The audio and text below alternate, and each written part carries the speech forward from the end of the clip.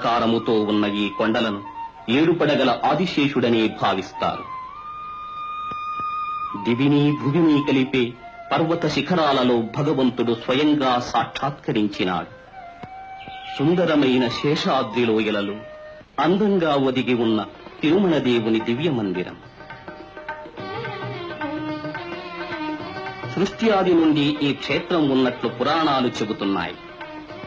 2000 సంవత్సరాల క్రితమే ఈ స్వామి వెలసినట్లు చారిత్రకమైన ఆధారాలున్నాయి.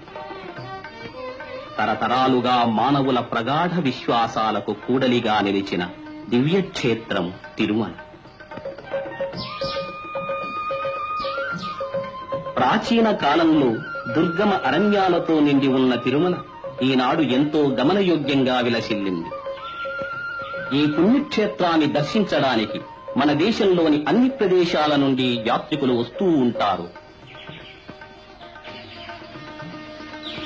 కాలం సాగే కొద్దీ తిరుమల దేవుని సుకరంగా సేవించుకోవడానికి అవకాశాలు ఏర్పడినవి.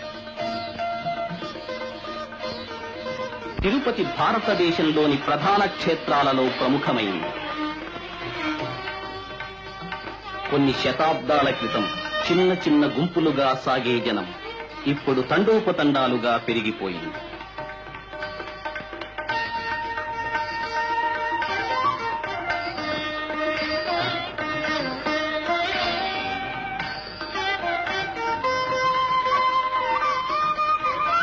ఈ భక్తవాహినిలో ఆర్తులున్నారు, అర్థార్థులున్నారు, జిజ్ఞాసులున్నారు, జ్ఞానులు ఉన్నారు. పరమాత్ముని దృష్టిలో అందరూ సమానమే. భగవంతుని అనుగ్రహాన్ని ప్రతి ఒక్కరూ తమ శ్రద్ధాభక్తులకు తగినట్లుగా పొందుతారు. ఈ అనంత జనసందోహం భగవంతుని దర్శించాలనే కుతూహలంతో పరువళ్లు త్రొక్కుతున్నది.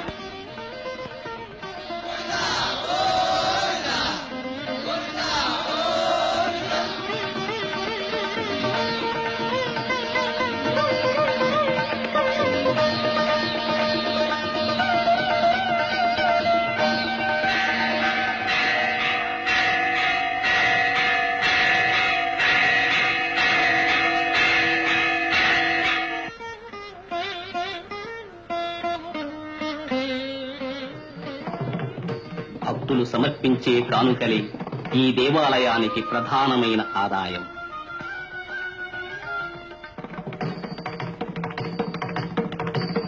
వడ్డికాసుల వాని హుండీ మహిమలు అందరికీ తెలిసినవి.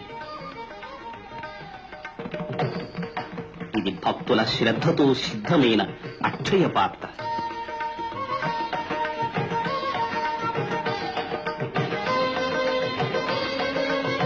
అనంతమైన ఈ సృష్టి భగవంతుని. తమకు సంప్రాప్తమైన దాన్ని భక్తులు భగవత్ప్రీతి కోసం సమర్పిస్తారు. భగవంతుడు ఆ ధనాన్ని భక్తుల కోసమే స్వీకరిస్తాడు.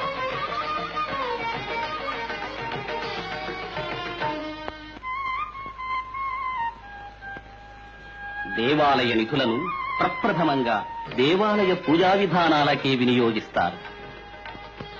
సంప్రదాయబద్ధంగా స్వామికి ఆర్జిత సేవలు, నిత్యోత్సవాలు, పక్షోత్సవాలు, మాసోత్సవాలు, సంవత్సరోత్సవాలు నిర్వహిస్తారు.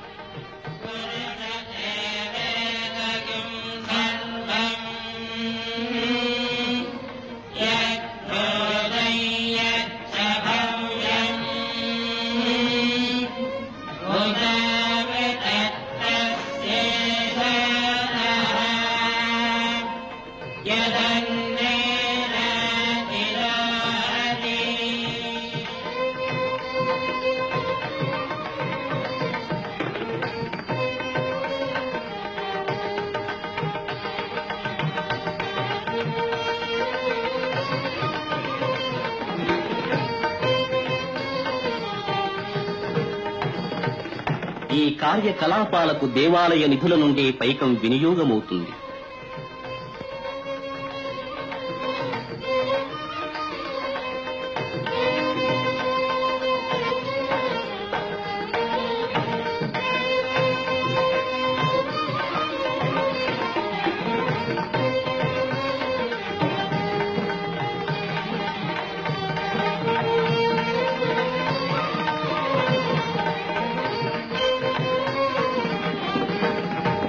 ఈ సేవా కైంకర్యాలకే కాదు, భగవంతుని సేవ కోసం వచ్చే భక్త కోటికి గృహ వసతులు, భోజనాది